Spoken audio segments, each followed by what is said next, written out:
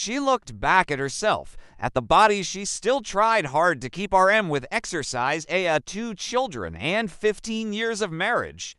Was that really the problem? No, she could hide those changes under her clothes. Her eyes were the real difference, those seas of blue sadness with nothing to hide behind. A shadow passed the doorway behind her, and she jumped. She watched as Eric appeared in the mirror, adjusting his tie. How long had she been standing here? You scared me, she said, turning to kiss him.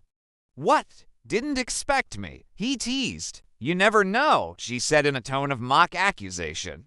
In spite of herself, she felt ashamed. Had he seen her looking over her own imperfections? Could he have noticed that she'd been going through his clothes the night before?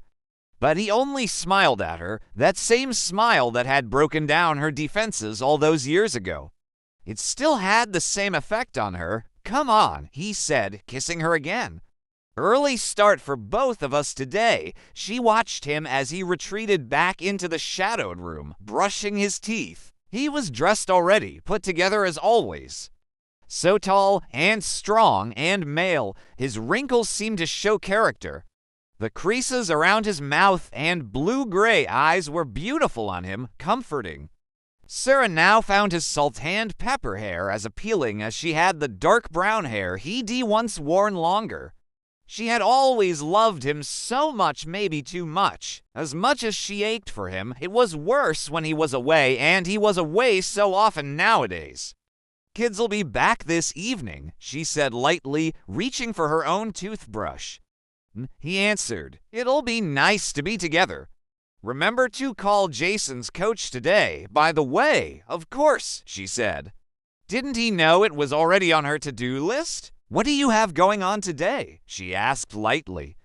Eric walked past the doorway again, pretending not to hear her. I'll wait outside, she heard him say. His voice sounded short. Was it annoyance or concern?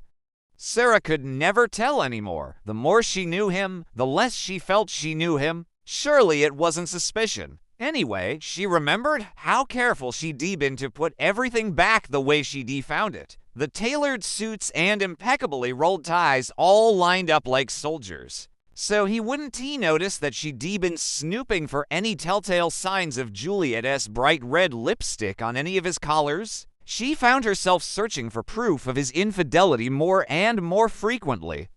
Sarah brushed her teeth, pulled her hair into a tight ponytail so tight it hurt, and hurriedly threw on some makeup.